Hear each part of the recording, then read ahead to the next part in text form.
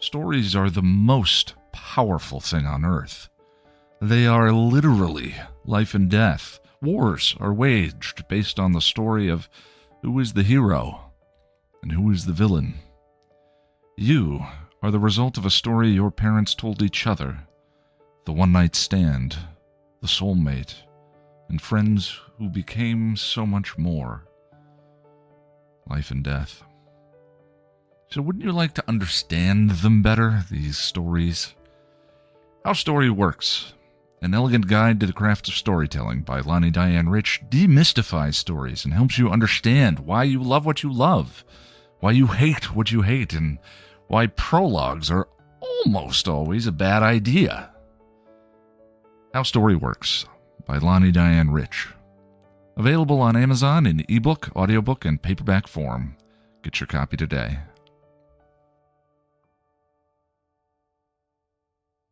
Welcome to Still Pretty, a Buffy the Vampire Slayer podcast from Chipperish Media. I'm story expert suffering in a world without shrimp, Lani and Rich. And I'm film scholar and star of The Matrix, Noelle LaCroix, and we're here today to talk about Superstar, the 17th episode of Season 4. Superstar aired on April 4th, 2000, and was written by Jane Espenson with Doug Petrie as story editor and directed by David Grossman. As you know, as we know, we are a fully spoiled Buffy podcast. That means we're going to talk about all kinds of plot twists and revelations, and we might even go all the way to the last season. We might spoil some movies. We're going to talk about The Matrix, which I have never seen.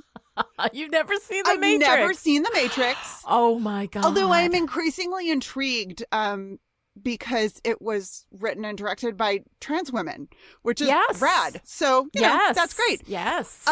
But, you know, I'm not spoiler sensitive, so if Lani tells me everything that happens in The Matrix, I'm going to be okay. However, if spoilers are not your jam, maybe join us when you have binge watched all of Buffy. It's a great way to start your new year. It really is. I mean, it is. It is. Yeah. Okay. That's enough creepy small talk. We're looking for a monster. So let's go on patrol.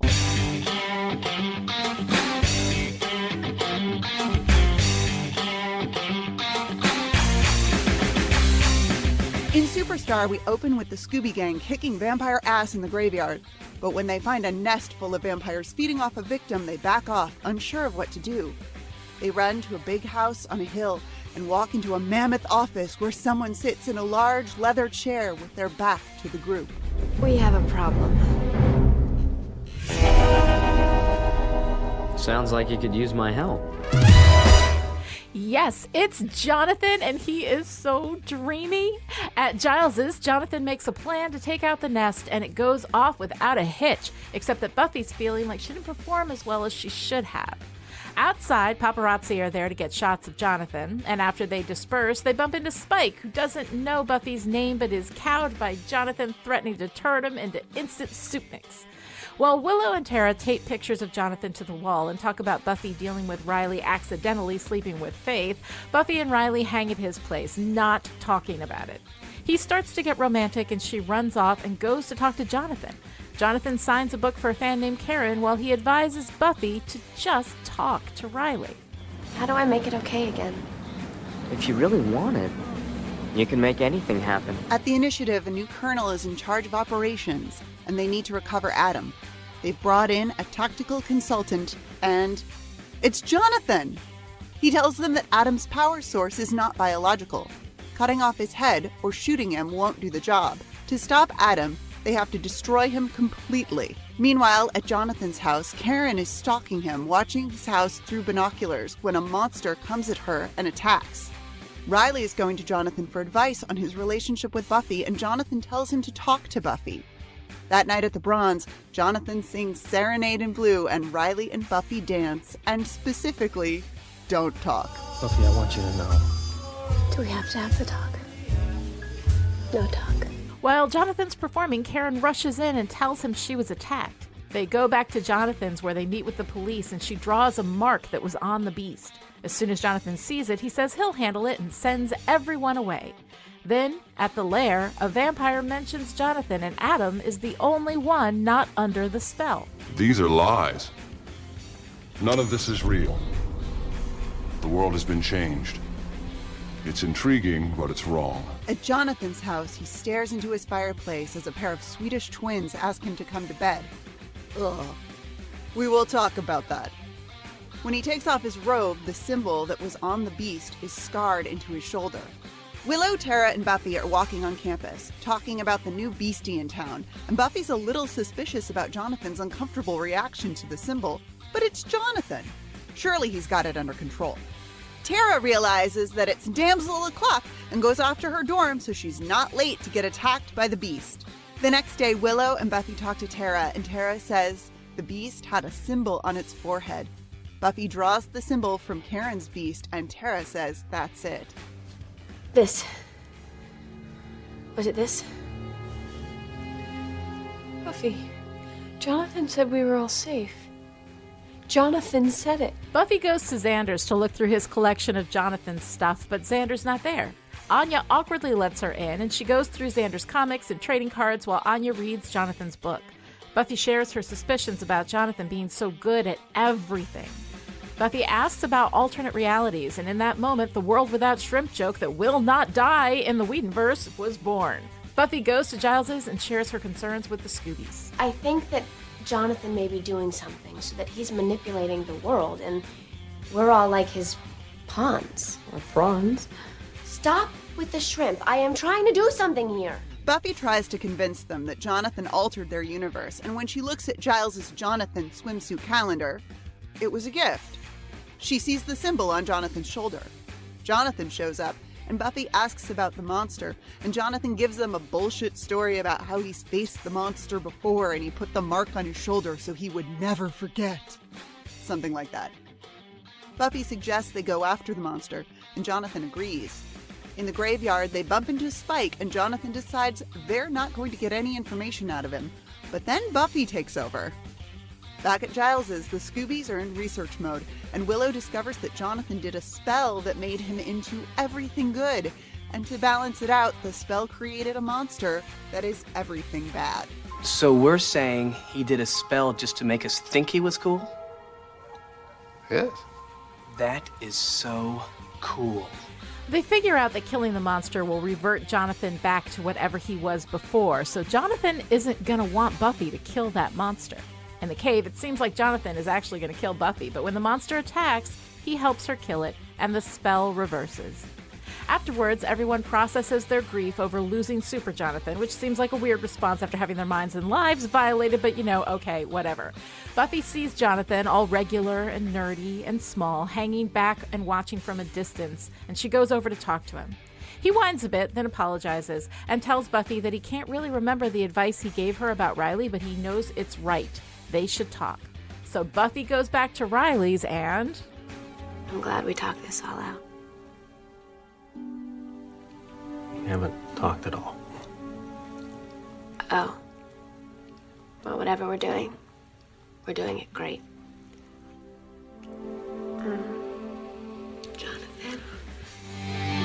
All right, so Noelle, here we are at Superstar, which is one of my favorite episodes of Buffy. Not unproblematic, but still a really, really great episode. I mean, problematic fave. We all love a problematic fave, right? You know what? It happens, and everything is complicated, and that is fine. But I have to say, from the opening credits, I freaking love the opening credits that have all these shots intercut with Danny Strong as Jonathan being so super cool, to the end where they have him in the billowing Batman jacket as he's walking with this. I love that whole thing. It delights me to no end. It's one of my favorite parts of the whole episode. Such a fantastic detail, and what a great choice to have the reveal of Jonathan in the leather chair. He spins around, he's all cool, and then so that we don't come down from that moment, we get to see him in the credits. It's a wonderful, just narratively and visual storytelling wise, it's a great It's a great, like, second track. You know how, like, track one on a great album is great, and then track two oftentimes is, like, it, like, brings it up even higher, and you're like, yes, this is so good. I feel that way about the credits for Superstar. Well, because it's inviting us into the Bizarro World reality, right? We are not just looking at this and watching Buffy experience a Bizarro World. We, as the audience, are also experiencing a Bizarro World because those opening credits do not exist within the world of Buffy. You know, they are extra textual, right? They are for us as the audience, you know? And so having Jonathan, you know, celebrated in those opening credits is really fantastic and brings us into that Bizarro World space. Now, we've talked about Bizarro Worlds before, and everybody, of course, knows that I love a Bizarro World story. And again, I'm just going to say Buffy's hair is curly here in the Bizarro World. Curly I'm not hair, talking about Bizarro, wavy. love it.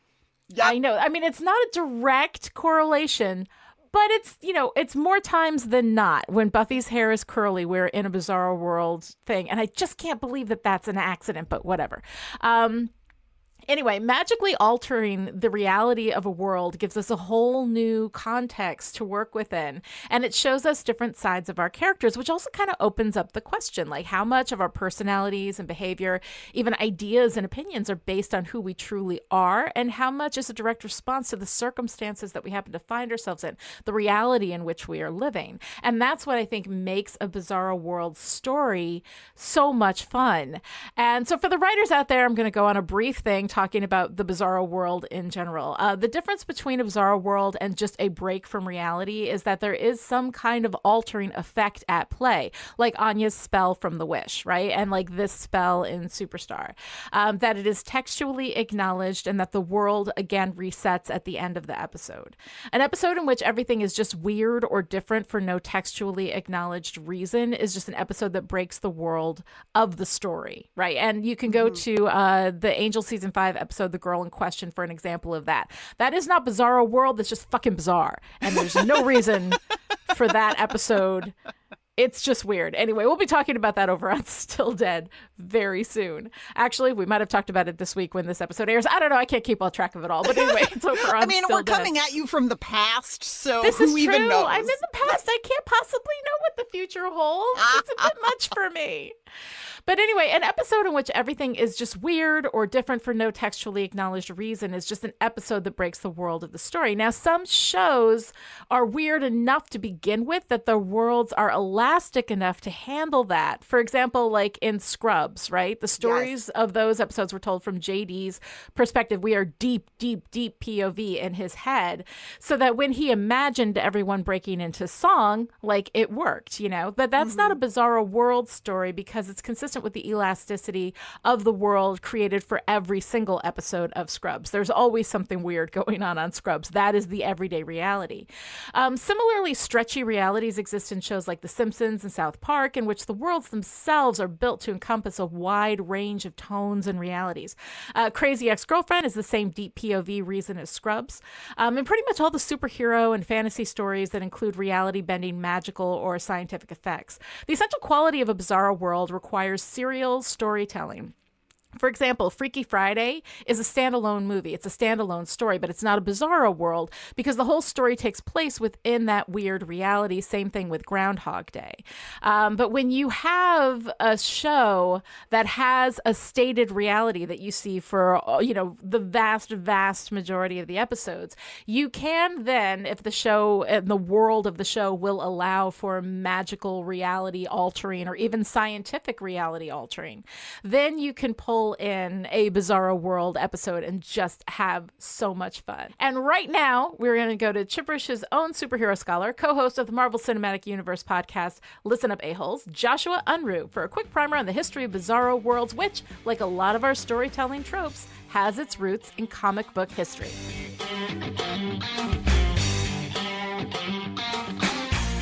Listen up, a-holes. Just kidding. That's the wrong show. But I am here in my capacity as superhero scholar. Or possibly pedantic asshat? I guess we'll find out as we go. You see, Lani must have got wind of the fact that the way she uses Bizarro World sets my teeth on edge. I don't bring it up often, on mic or off. But one of the times I've commented on it must have been one time too many, because she asked me to come in and give a brief history of Bizarro World. Lani tends to say Bizarro World when she means that something has happened that alters the status quo for an issue or an episode. Doppelgangland is a great Buffy example alongside this week's Superstar. But a Bizarro World is a mirror image of the regular world with everything reversed. Sometimes it's a cracked mirror image as well, but we'll talk more about that in a minute. This all started, as so many things do, in Superman comics. Or more precisely, Superboy comics. Bizarro is a supporting character and sometimes villain in Superman comics and has been since 1958. A teen version appeared in Superboy number 68, written by Otto Bender and drawn by George Papp. The more famous adult version appeared in the Superman newspaper strip just a few months later. Bizarro is created by a duplicate ray that makes an imperfect duplicate or mirror image of first Superboy and later Superman. Bizarro has chalk white skin, a rocky angular appearance to his facial features, and speaks in a childlike way where everything he says means the opposite. Me and Bizarro, me think great art is ugly and trash dump is beautiful. Me save Metropolis. And then he proceeds to destroy Metropolis. During one of the early Bizarro stories, he falls in love with Lois Lane. Lois, who is one of the greatest characters in all fiction, quickly used the duplicating ray on herself to create an imperfect copy, a Bizarro Lois. Bizarro and Bizarro Lois fly off into space, determined to find a world where they can be happy and accepted. And if you're wondering how we get from a Bizarro to an entire Bizarro world, well, you just saw the seeds planted with Bizarro Lois. When Superman next runs into the couple, they've used the duplicating ray to create an entire population of Bizarros. There are so many Bizarros that the original now wears a massive stone medallion that says Bizarro number 1. His S-shield is now backward, and his powers have reversed from Superman's, so that he has freeze vision, flame breath, vacuum breath, Bizarro telescopic vision, which lets him see a short distance behind his head, Bizarro microscopic vision, which makes objects actually get smaller, Bizarro X-ray vision, so he can only see through lead, and blue kryptonite, not green, will kill him.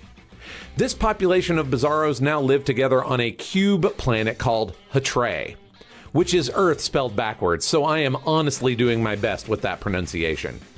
Out of protest for how he was treated on Earth, Bizarro number 1 made it law that Bizarros must act the opposite of human beings, thus creating a backwards cracked mirror society on the Bizarro world, Hatray.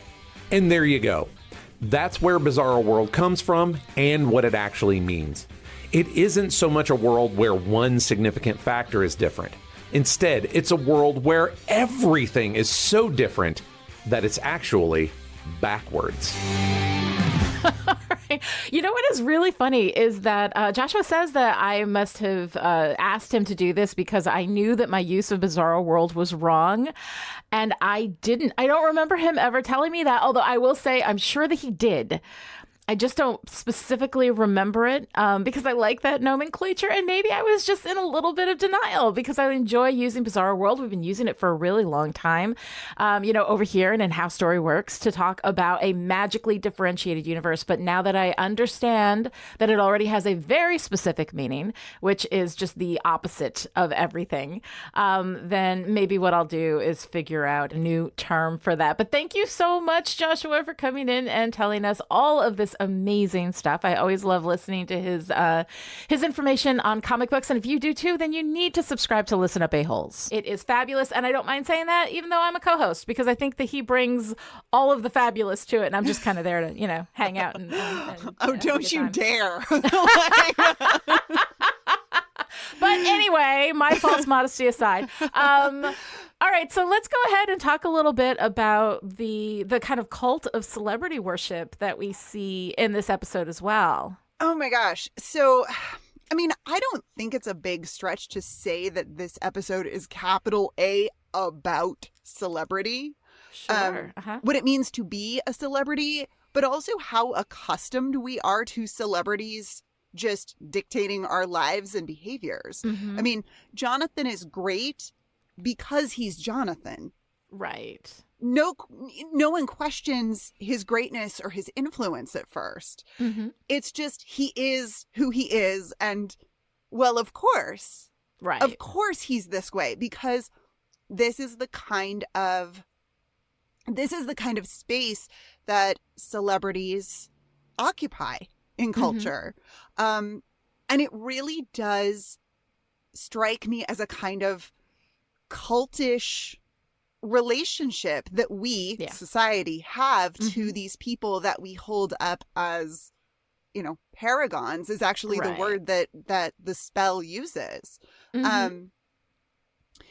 So what I love is that as the memory of the experience is fading, Xander says, I'll always remember the way he made me feel about me. Right. And the Scoobies scoff at this, but I love this view of celebrity. I absolutely love this. I believe that we respond to the things in others that we want to foster more of in ourselves, or on the shadow side, we respond to things in others that we dislike about ourselves. Right. And I just love this as a moment of characterization and vulnerability for Xander.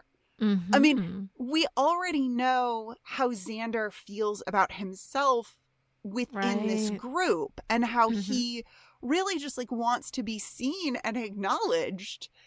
And he's seeing that in Jonathan. He gets some of that for himself through this Jonathan worship, which I find so fascinating, but also so sweet. Well, right. And it's really reflective, too, of the way that he has this hero worship with Buffy as well. Like, when he's not getting this from Jonathan, he's kind of getting that from Buffy. She is the hero. She is the one that he looks up to, and the one that reflects on him as well. So, yeah, I mean, it's kind of interesting to see that, sort of intensified and focused on Jonathan. But it's really neat to see that within Xander, because I think that's very much part of his personality. It's part of his personality, and it also shows us what he values. I think more so than with his kind of envious hero worship of Buffy. I read it as envy. But with Jonathan, it just seems like reverence. And I don't know if that's a gendered thing, or if it's, I don't know. Maybe it's just the intensity of the Bizarro world, because that's another thing Bizarro worlds are great for. Yes. You can't do an effective Bizarro world if you haven't really established a world. Yes. To divert from. Exactly. Right. Yeah. We have to know exactly what we're doing and what to expect in order to see and appreciate the Bizarro world when it happens. Exactly. So I feel like Xander, it seems to me like Xander in the Jonathan as Paragon world is even more Xander somehow. I mean, like when he says, I love it. I love the vulnerability in Xander when he says, so we're saying he did a spell just to make us think he was cool? That is so cool. It just cracks me up, because I'm like, oh honey, oh sweetie, he so wants that kind of power. And he's just because he desires that kind of power and recognition for himself, he's so in awe of it in Jonathan. And there's something to me that's just really sweet about that. Right. Well, I think when you see Jonathan achieve the kinds of things that he has achieved, granted through magic or whatever, but in this episode, I think Xander looks at Jonathan and thinks he could be that. Right. With Buffy, he can never be Buffy. He can never be the Slayer. It's one girl in all the world. Right. It's not something that's available. It's not a reality that's available to him. Right. But if Jonathan can be all of these things, Xander has that kind of aspirational feel, to his adoration of Jonathan as well. Well, and we know Xander to be the type of person who would use magic to change reality. Oh, sure he would. He's joked about it in the past, when he and Giles are so bored. He's like, we can summon something and then save the day. And Giles is like, both dangerous and unethical, so no. But like, and of course, that's what he ends up doing Yeah. in Once More with Feeling. Although Once More with Feeling, I think, cheats at that. But we'll talk about that when we get to that it's, episode. I mean, yeah, we'll get there. We'll get there when we get there. But Right. sometimes the spoilers on this show are just, we'll get there when we get there. We'll get there when we get there. Because there's just too much. There's too much. Let me sum up. But something else I love about this kind of magnifying glass that we put on Xander's character, personality in this episode is that it kind of works in this whole, I don't know, magic memory, like who you are. You brought this up at the top of the show, you know, who you are versus like who you really are. Right. And I talked about this in Who Are You with the Faith Buffy body swap. You know, I was curious about the role that muscle memory might have in these women's experiences of inhabiting each other's bodies. And here in Superstar, it seems like magic is no match for muscle memory. When Buffy goes off to fight the monster, Giles says she's never stood alone against something like this before. But of course, that's not the case. We know it, and her body knows it. Yeah. You know, magic is stronger than the mind's ability to remember, but not the body's. So as Buffy is fighting this monster and muscle memory kicks in, presumably, she says, I remember this. This is good. Yeah. And it's in that remembering of her power through her body that she taps into pleasure, because Buffy has been very sad in this episode. Yeah. In addition, I mean, and it's not just the relationship friction with Riley and the not talking about what happened with Faith. It's also this kind of sense of that unacknowledged power in herself, because of course she is still the Slayer. She's still the Slayer. She's still the chosen one, but she's not able to really embody that, you know, pun very much intended, because she's living under this cult of Jonathan worship. Right. It's a really, really interesting moment, I think, of remembering power through the body.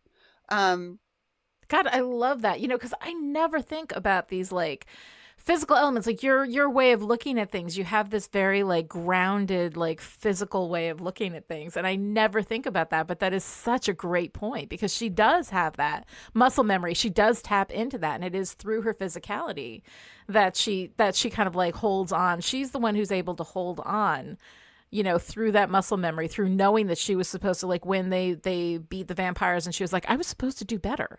I should have done better at that. Yeah. Why am I not doing better? Because she knows she's supposed to. So that's a very, very cool perspective on that. She knows. On some level, she knows. And I think that is what's really fascinating about this reality altering magic, specifically in this episode.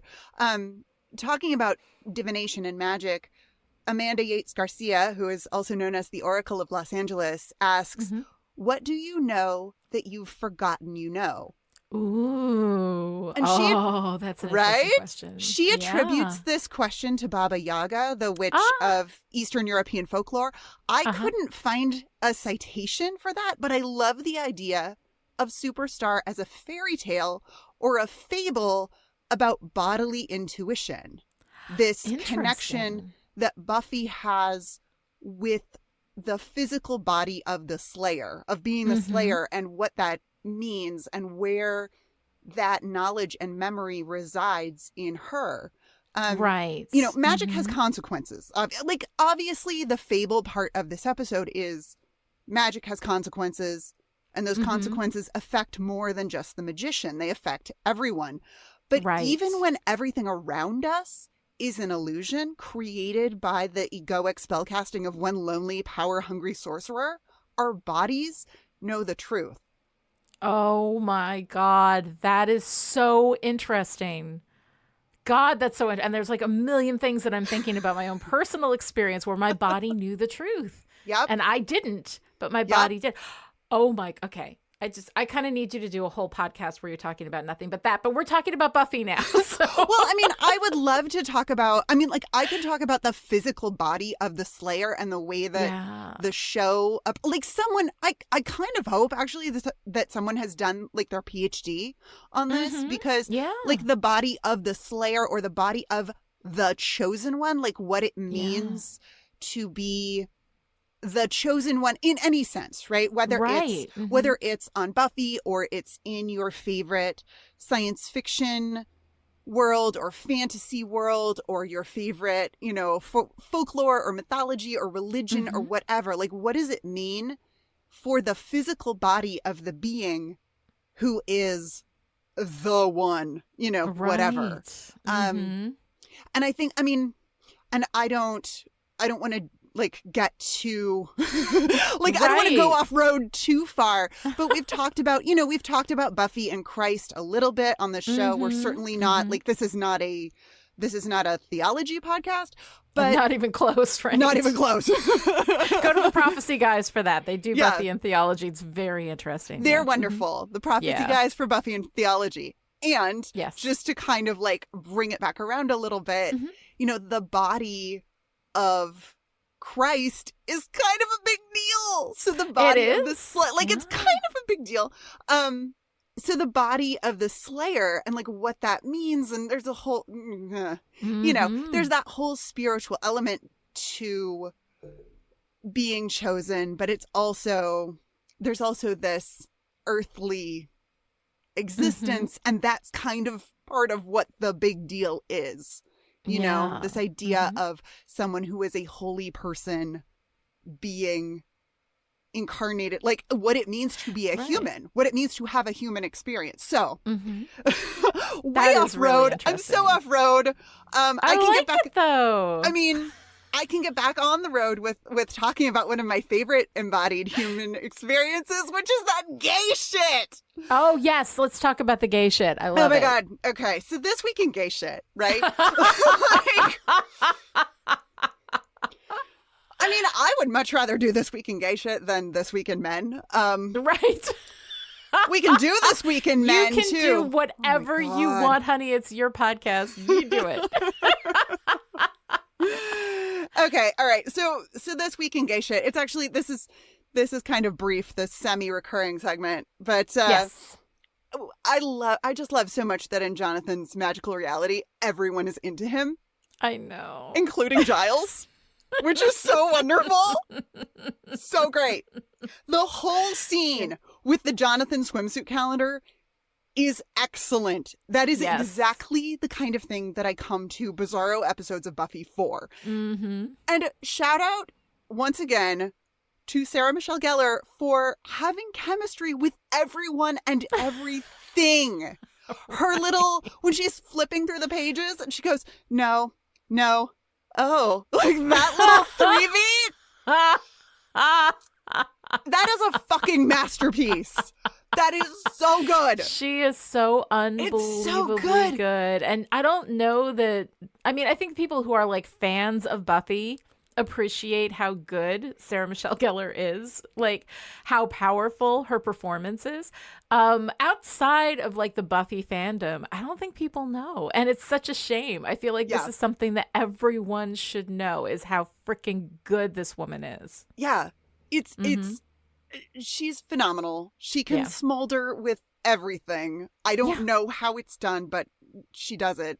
And this is, that whole scene where Buffy is like, do you have a Jonathan swimsuit calendar? And Giles says, no. Yes. Like, it's just like, Emmys, everybody. It was a gift. And then, oh my God, it was a gift. And then fucking Anya with lickable. I can't do it. I can't. It's so good. Anyway, I love that in Jonathan's reality, everyone is into Jonathan.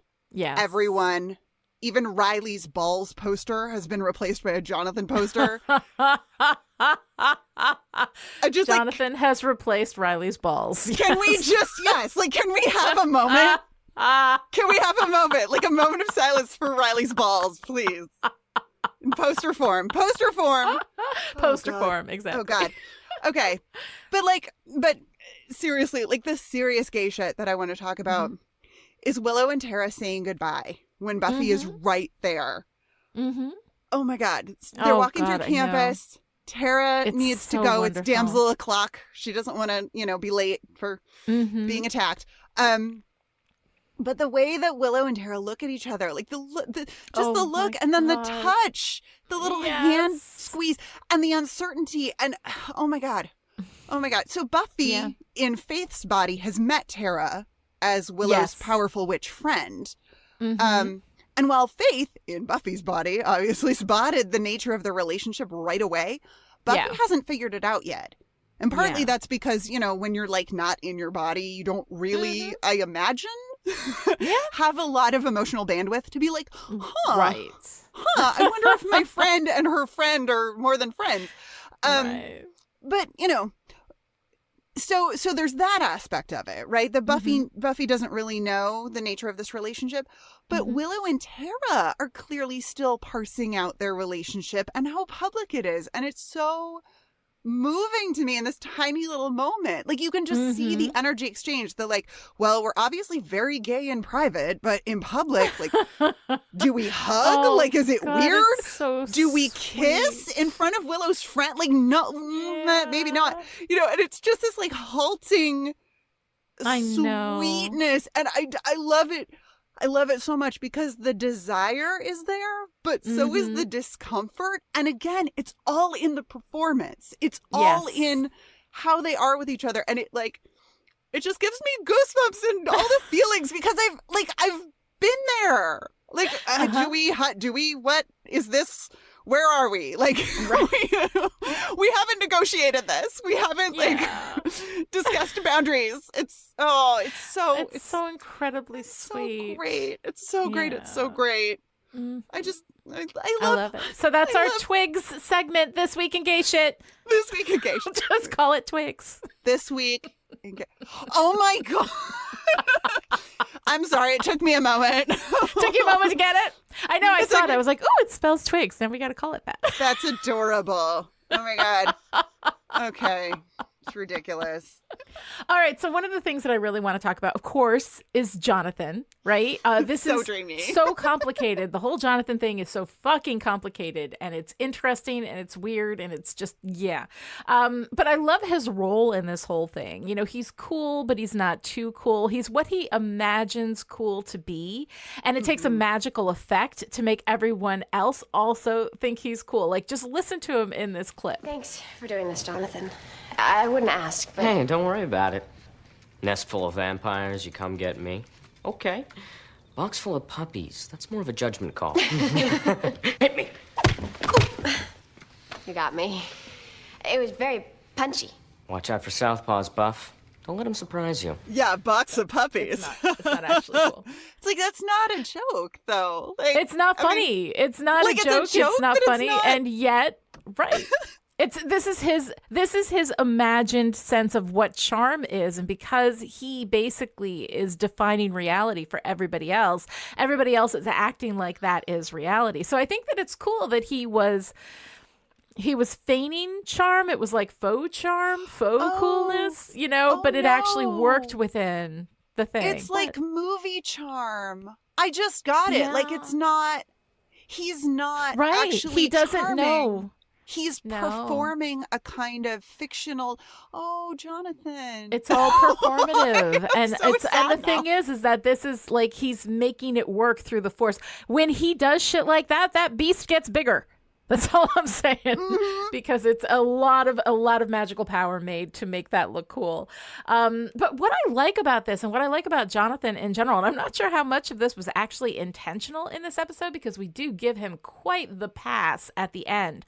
But his obsession is isn't with actually doing good, actually being good, but with being admired for being good, right? You know, and we're going to see the dark side of this impulse in season 6. And in season 7, he's going to pay for that impulse with his life. He's going to pay for this part of his personality with his life, you know? And ironically, between Jonathan, Warren, and Andrew, Jonathan is the only one who actually seems to have learned something from his experience. I mean, Warren clearly like dies, you know, gets flayed by Dark Willow, and he dies for his crimes because he actually, you know, killed somebody. But between Jonathan and Andrew, Jonathan is the one who seems to have learned something. Andrew doesn't. Like Andrew, until we hit Storyteller in season 7, which, by the way, also written by my hero and yours, Jane Espenson, who's amazing, right? We love you, Jane. I know, I love you, Jane. Andrew doesn't really learn like anything. He's the one who actually lives and survives through the whole process when probably he shouldn't. Jonathan learns something. Jonathan develops empathy and has a sense of guilt for what he's done. And so I find it interesting that Jonathan is, of course, the one that eventually will die for that, you know, for his goodness, while Andrew gets to live for whatever. And I mean, not that I don't love Andrew. I love Andrew. I'm glad that Andrew lives. I love Tom Lenk as Andrew. It's all really, really good stuff. But I think it's an interesting kind of like crunchy thing, the arc that Jonathan has throughout the run of Buffy, which I really, really enjoy. But anyway, this is about Superstar, not Storyteller. Again, we'll get there. But anyway, here in Superstar, it's actually Jonathan who gives them the answer of how to beat Adam. Like they can only kill him by destroying him completely. We know that he is not biological in nature, right? He's essentially a mech, you know, and that you have to destroy him completely. So we're in this big, you know, big bad battle of the whole season. And in this throwaway episode and this throwaway experience with Jonathan actually moves that forward significantly. So I find that really interesting that they gave him that ball to carry through, you know. And overall, like, I like this idea, but the fact that Jonathan doesn't really experience any consequence for fucking with reality, endangering everyone, almost killing both Tara and Karen, and raping a pair of twins, which we are going to talk about. I'm going to set that aside for the moment because we need more time to talk about that.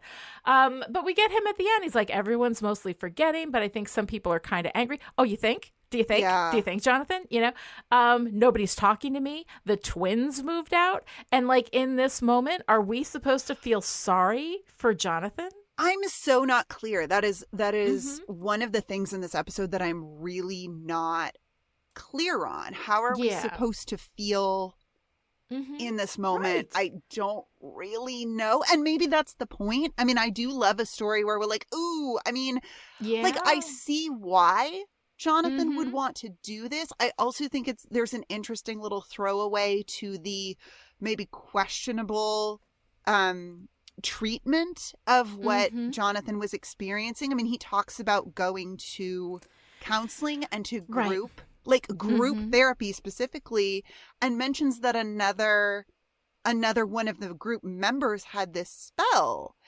Right. So this idea and didn't that mention the monster. Right. But so this it's idea not even that Jonathan's fault. Yeah. But the idea that going to treatment for Jonathan does this because he didn't get quality treatment for his mental illness. He went to, you know, through like Hellmouth logic, right? He goes to treatment where he actually, in a way, gets sicker because he is now given access to this magic that he didn't have before. And he decides to use that to solve his problem in the same way that someone moving from,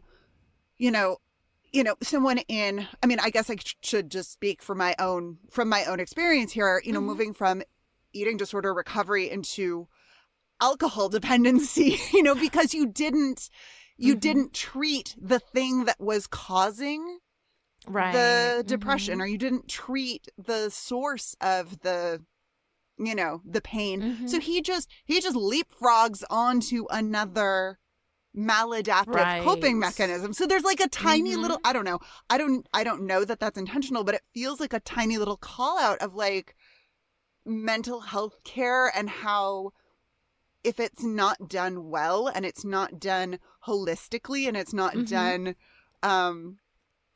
with a real compassion and concern for the individual, you can actually make somebody sicker.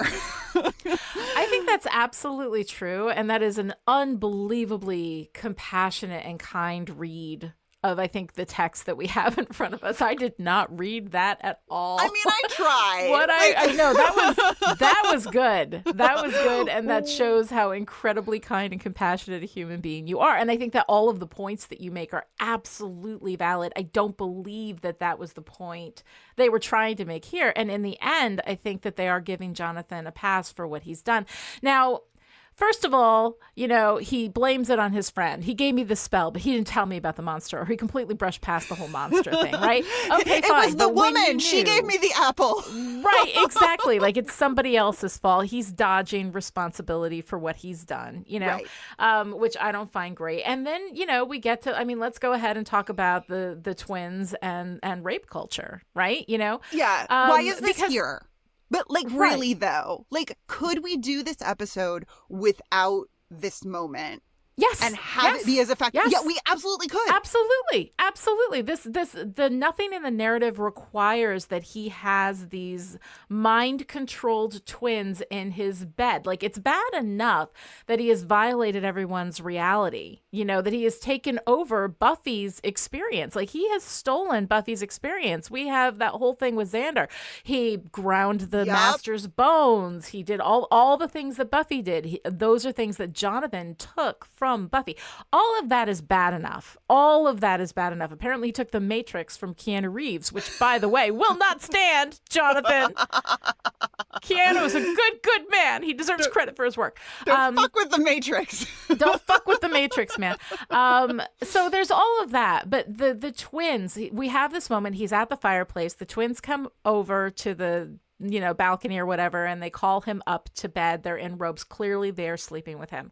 So up until this point, Jonathan has primarily been a harmless, kind of fun character until we get to Earshot, where he is a sad kind of, empathetic character that we feel for him and for what he's, trying to do in the bell tower, which is not hurt anybody else, but take himself out because everything is so miserable and he is struggling with that depression. And that is a really, there's a time to be super compassionate for Jonathan, So up until now, mostly harmless, mostly fun, right? The Swedish twins joke, though, is 100% pure rape culture cooked up in a spoon and injected directly into this moment in this story. And it does not need to be there. It brings an essential darkness to Jonathan's character that I don't think is intentional. And he never really suffers the consequences for it. We never really address it because I think at the time we didn't see it. We as a culture, as well as Jonathan, remain unchallenged about a lot of these things that we've had in our stories for a really long time. And again, it's not that nobody can do anything bad in stories. It's just that when they do those bad things and they are not textually acknowledged as bad, we send the message that it's not so bad. We rubber stamp that behavior, right? It's so cute that Jonathan is sleeping with these two women who have absolutely no path to actual consent because they are under the influence of a mind spell, So afterward, once the spell is lifted, they are then left with the aftermath of that. They have to deal with the fact that they were sleeping with this guy that they did not have the ability to consent to sleep with, regardless of whether in the moment they believed they were consenting. The fact is, now that they know everything, they weren't consenting, Consent is not possible when it is given on a lie or manipulation. And this being played off as a joke, I think, is incredibly gross. And that said, though, I would like to make this point once again, as I always do. I don't blame Jane Espenson for writing it, or the rest of the writing or production staff for allowing it to be filmed, allowing it to be part of this and not seeing it. We are all part of a culture that sees or has seen this kind of thing as perfectly cute and funny. The culture is the problem, not the writers who create within it and reflect us back at ourselves. Our stories reflect us back at ourselves. So it's on us to fix this within ourselves, which is what we're doing when we call that out. So I just wanted to do my little rant. Your little, yeah. I mean, because this stuff pisses me off. Yeah. It's terrible. It's terrible. Also unnecessary. The objectification of women for a joke is like, it's not, like, your sexist jokes aren't funny, basically, is what I'm saying. Yeah. And also, you know, the fetishes, so objectification of women, not aside, but in addition to the fetishization of twins.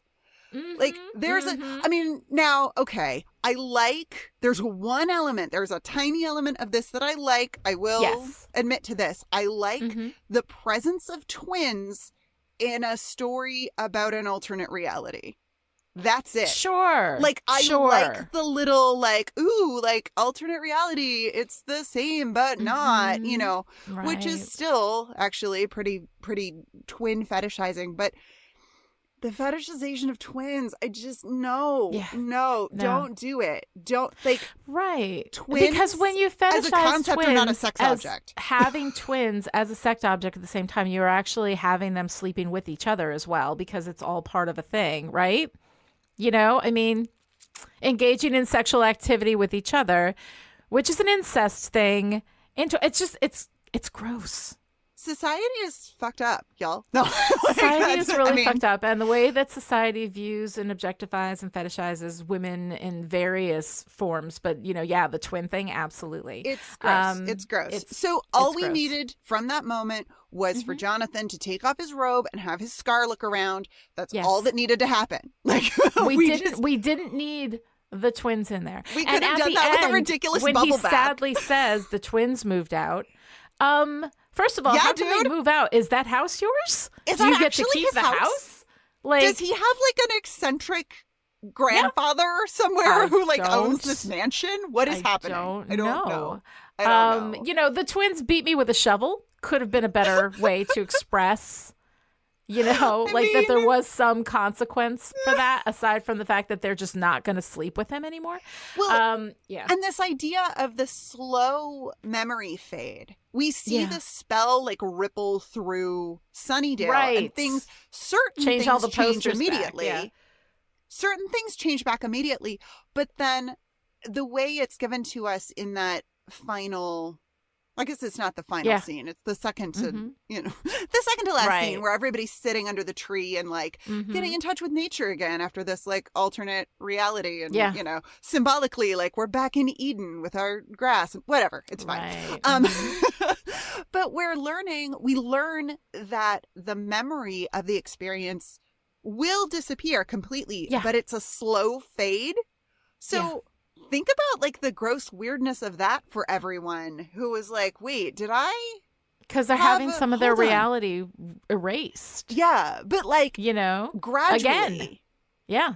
Gradually, because a gradual descent into madness, right? Someone says, so we hear in the background, someone says, so who really did star in The Matrix? And I think it's Riley says, wait, that wasn't real too?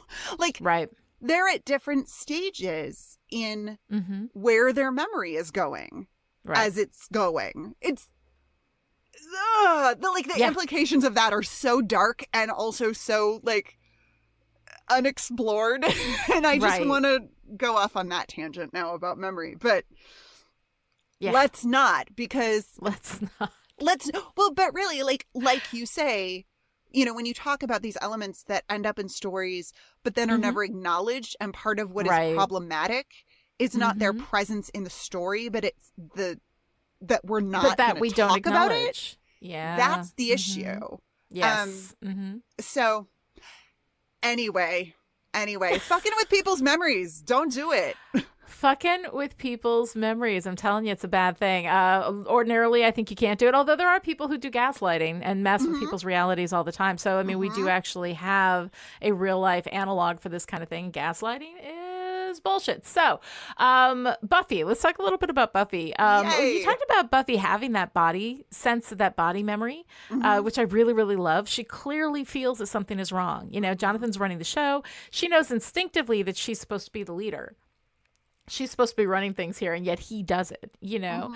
And there's that one moment where he says, it only matters that you do your best. And she goes, but that's just it. I don't think it was my best, you know? So she is really trying to pick up on this early. And I like this thing that it's not just that Jonathan is extraordinary and good at everything, because he's actually really not, you know?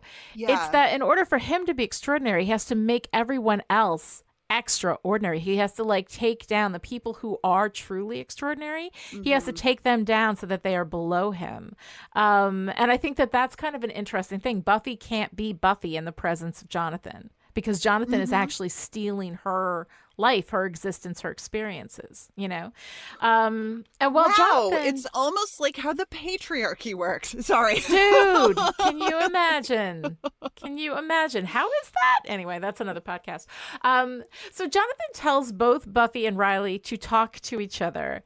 And they don't. And I find that really interesting. In the one scene where Jonathan is singing, they just dance together. Riley starts to talk and she's like, we don't need to. I've just got your arms around me. I know, right?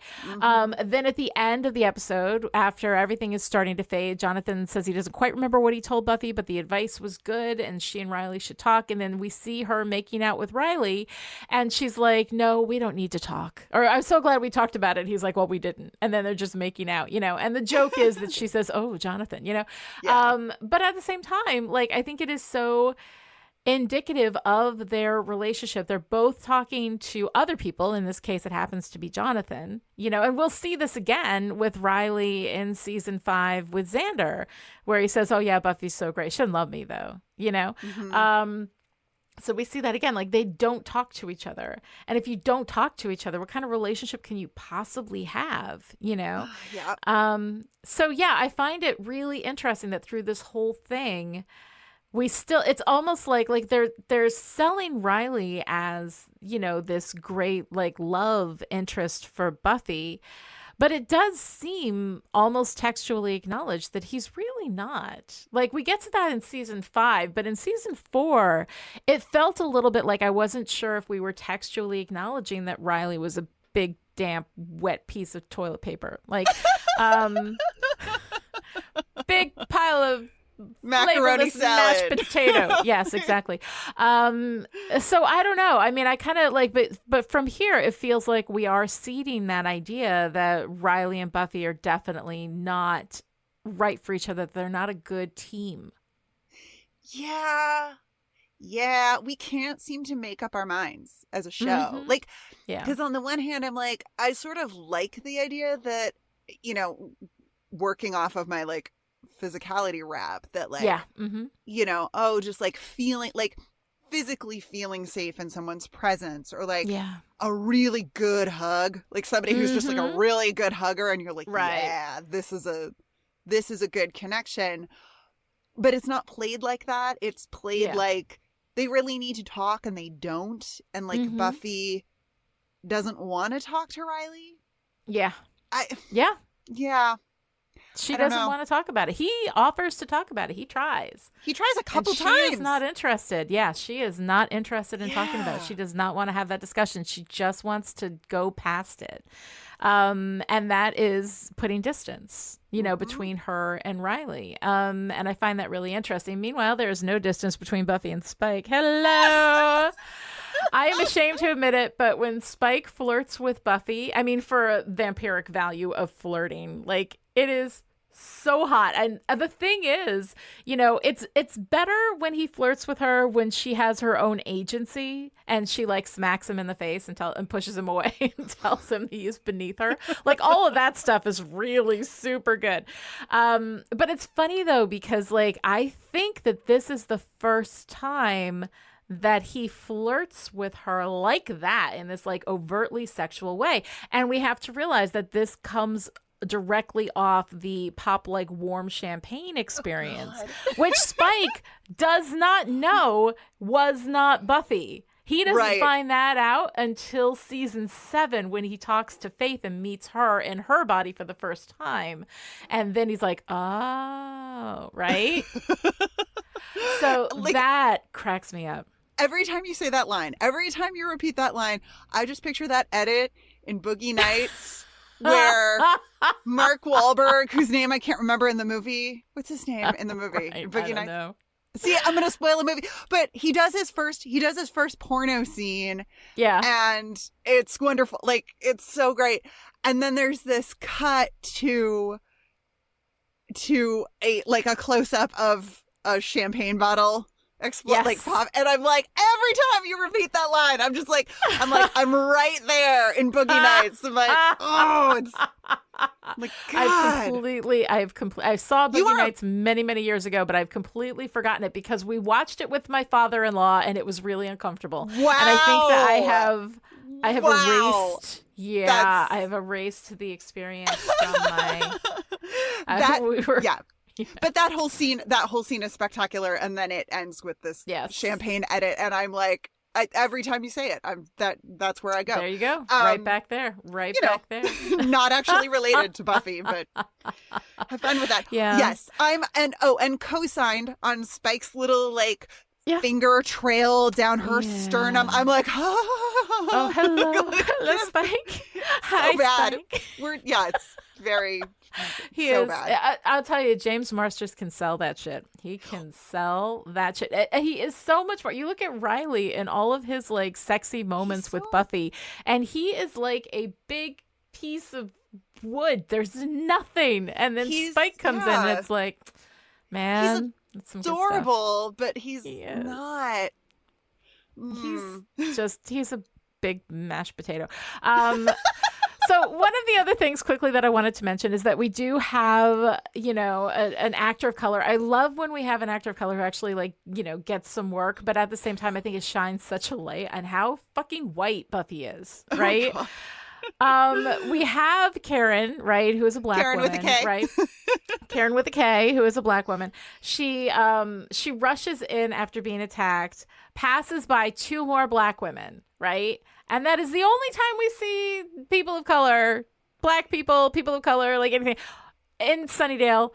It stands out so much because there's so little of it. So, and I know it's a show that's done and there's nothing to be done about it. But I mean, when the only people of color you have are victims, extras, and Forrest.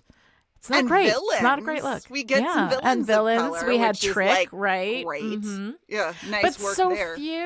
So few. It's like there are no people of color in all of Sunnydale. I find that just hard to believe. Also, Sunnydale is Southern California, which is actually North Mexico. So come on, guys. We could have some more diversity. We could stand some more diversity. When you have so few, non-white characters, it ends up becoming it becomes so blatant. Like every time you see it, you're like, oh, okay. So anything that they do with those characters feels like it's reflecting on the race of those characters rather than just them being characters. And that's something that can only be stopped by more representation, both in front of the camera and above the line. That is my pitch. That is what we need. We need more people telling stories, more people, more diversity in the people who tell stories and how they tell those stories. Because if there were more people of color above the line, possibly this sort of thing wouldn't happen. Anyway. Well, and people like to say that but we've looked and there's just not, Oh, bullshit. It's bullshit. Bullshit. Beyonce found how many black woman tuba players? What was it? Yeah. Come on. If you say it's not there, you're not looking. Such bullshit. Yes, exactly. There are qualified creative people who need to be telling our stories because our stories are not going to get better until we have more people telling them. And that's it. That's my rant. I've said it before. I'll say it again. And for all of you out there rolling your eyes like we've heard this before, you'll hear it again. Get used to it. I'm going to say it every goddamn time. All right. So one more thing I wanted to bring on, a little tiny nerdy detail. When Jonathan sings Serenade in Blue, the voice is actually not Danny Strong. Although, sometimes when you have a voice singer and you're like, oh God, that clearly is not the actor. It's obviously not them. It sounded like the quality of the voice sounded like Danny Strong. I thought that was amazing. And that is Brad Kane, who was actually the singing voice for Aladdin in the 1992 Disney movie. Brad Kane also played Tucker Wells, Andrew's older brother, as we'll discover in season 6 when Andrew shows up, who released the Hellhounds on the Prom. And Brad Kane, by the way, is also married to Sarah Thompson, who played Eve on Angel. It is a small Whedonverse, y'all. Small Whedonverse. Just wanted to bring that up. I love it. For my Buffy nerds who may be out at trivia at some point. Right. You know? Yes. Yeah. I mean, you know, and my like film knowledge trivia can maybe help somebody like get a free latte one morning. Sure. You never know. So obviously here we are, bizarro world, or world where everything is not what it seems, right? Referencing The Matrix. Of course we are. I think that's adorable. But there's also this wonderful moment when we see the spell sweep through Sunnydale in reverse. There's the marquee at the theater says being Jonathan Levinson, and is that a reference to being John Malkovich? Like, did he? I think so. Because it was about this time, wasn't it? I when think John so. Malkovich was out. I think so. Being John Malkovich, and which I love so much in a story about like alternate realities, but also like, because John Malkovich plays John Malkovich in being John Malkovich, but it's not, but he's not himself. He's a fictionalized version of himself. And then we have all of the delightfulness about like people being in other people's bodies. It's great. It's great. Yeah. It just, it feels very like, here's the thing that I like. Charlie Kaufman. Charlie Kaufman movies are weird, but they will have you thinking. It's so fascinating the way that Charlie Kaufman blends realities. You know, like when he did what was it? Was it called The Orchid Thief? What was Adaptation. I love that Adaptation, movie. Right? Adaptation. Yeah, Spike where Jonze. he's So good. taking this this real, nonfiction book written by, who the fuck was it? Susan Orlean, right? Yes, I think so. Right? Susan Orlean. Okay, I don't know what I'm talking about. I This love is clearly off the cuff and not like, in oh, the shit. script. I'm like, I don't know. I could look it up and act like I know this stuff, but I'd rather be honest with you guys. I don't know. I'm pulling it all off the top of my head, vague memories. But anyway, so there's The Orchid Thief, written by Susan Orlean, which is an actual nonfiction book. So he takes that and adapts it into this like blending of realities, and Eternal Sunshine of the Spotless Mind, also Charlie Kaufman. So I just want to do a Charlie Kaufman shout out. If you want to have a movie night with your friends where you talk about the movie for more time than you actually spent watching the movie, Charlie Kaufman is a great way to go. The shit is weird, but it is interesting. Oh God, and I hope he didn't do anything really, really super problematic, because I just want to like his stuff. Oh, I don't know. I haven't studied him enough to say that he hasn't. But I think that whatever, even if he's problematic, he will be problematic in an interesting way. That's Kaufman's brand. That's his brand. Okay, that's fun. Yeah. No, it is. And of course, just taking us back to Buffy. Title of the episode is Superstar, which was also the title of a Molly Shannon movie. But what I actually want to talk about is Superstar, the Karen Carpenter story. The 1987 Todd Haynes biopic of Karen Carpenter made with the Barbie dolls. It's fantastic. But also, again, about like celebrity and the cult of celebrity, and using Barbie, who is herself a celebrity, to play Karen Carpenter. It's a fascinating... Anyway, I have no idea if that bit of extra textual deliciousness was intentional. But then, of course, the song, Superstar, by the Carpenters, the chorus of which begins, "Don't you remember, you told me you loved me, baby," which is the line that sets off Faith when she's in Buffy's body and sleeping with Riley. And I'm just like, bringing it on home. Wow, that's pretty cool. That's pretty cool. Again, no idea if that means anything to anyone, but, you're welcome. Yeah. All right, so Noelle, what are you wearing this week? I liked his clothes. Oh, so good. I mean, he does, like, Jonathan looks very dapper, but I'm realizing, and I had this, like, ping of recognition as you were speaking about the way in which he becomes cool. Yeah. That he is fictional cool. Yeah. Like, he's not actual cool. Right. He's not actually cool. He is what he has determined is cool from watching, presumably, like, James Bond movies. I'm guessing. Yeah. I mean, I love, and like, maybe a couple episodes of Angels. Sure. Yeah. I we talked about how much we hate the moment with the twins, but I do love Jonathan's like Hugh Hefner robe.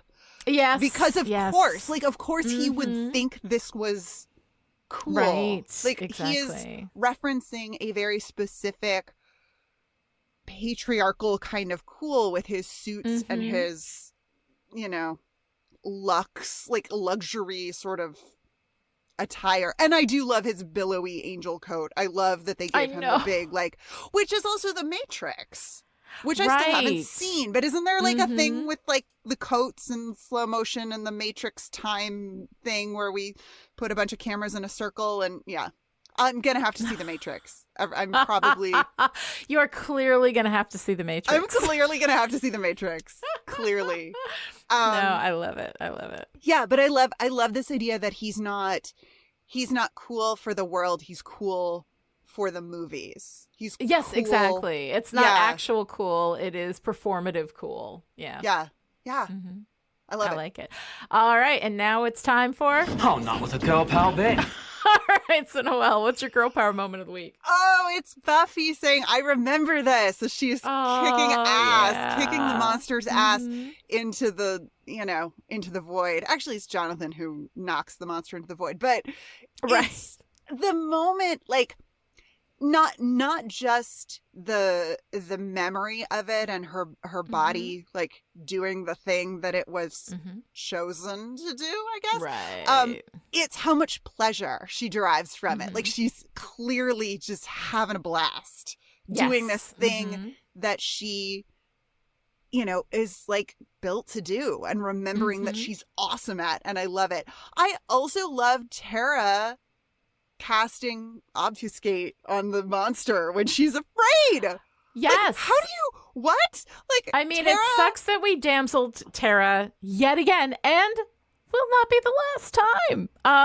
But it was nice to see her use her power, which is significant. If she could just pull that out in the middle of a freaking, attack. Yeah. I thought that was pretty cool. Yeah. You can that was good. Willow, I think it's later on, Willow says something about like you have to when Riley's talking about maybe learning to excrete gold coins, and Willow's like, no, you have to concentrate. Like it's serious business.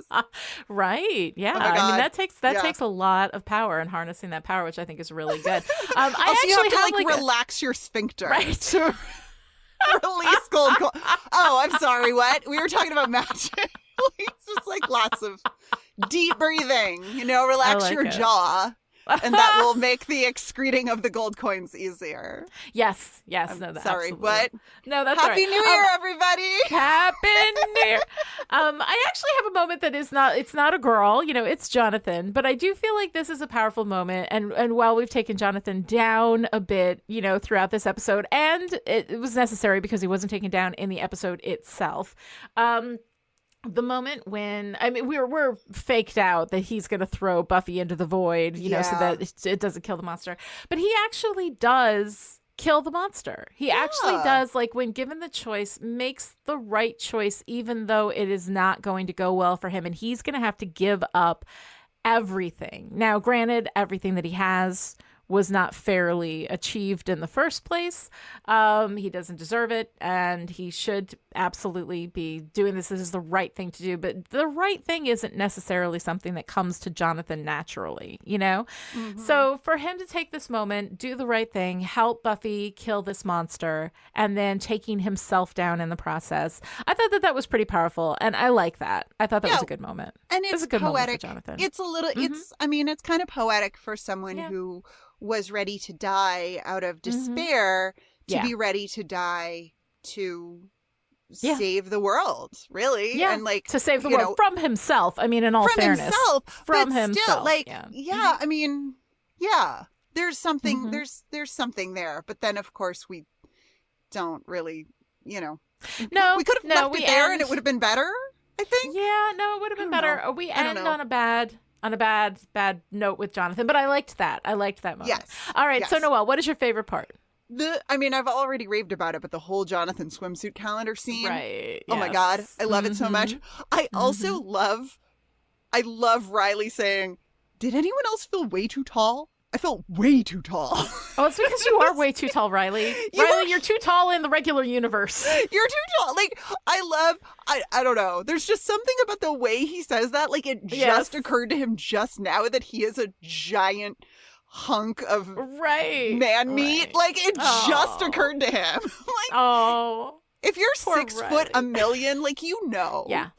Yeah. He knows how tall he is, though. And I'm joking around about Riley being way too tall. Mark Blucas is exactly as tall as Mark Blucas is supposed to be. He is the perfect amount of Mark Blucas tall. I'm just joking. He is very big and cute and pretty. I am not mocking his body at all. There is nothing to mock. Oh, there's nothing to mock. You could look. It's pretty great.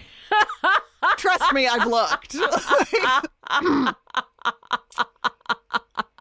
I love it. No body shaming on Riley. He's fantastic. All right. So my favorite part is Jonathan in the credits. I love that little bit of reality bending, not just for the universe and the fiction, but the reality for the viewers. I thought that was really, really fun. And it's adorable seeing Jonathan look so cool. You know, so performatively cool, but also, cool. Like when I'm sorry, but that billowing black jacket, man, damn.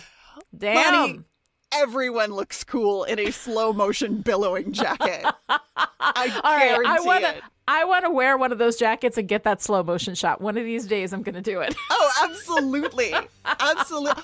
Oh, I can just see it. You'll be like in the wind. It'll be so good. Right. It'll be awesome. Yes.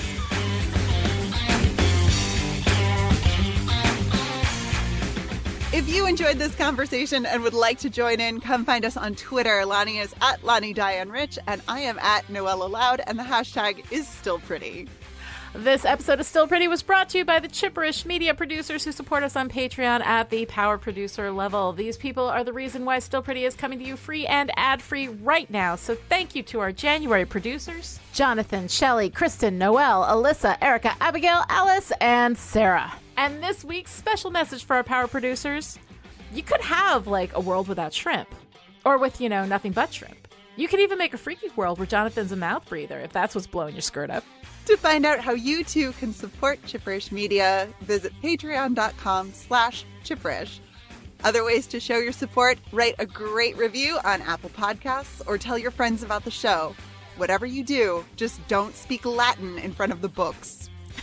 We'll be back next week with Where the Wild Things Are, the 18th episode of Season 4. Until then, Buffy was right. Buffy was right.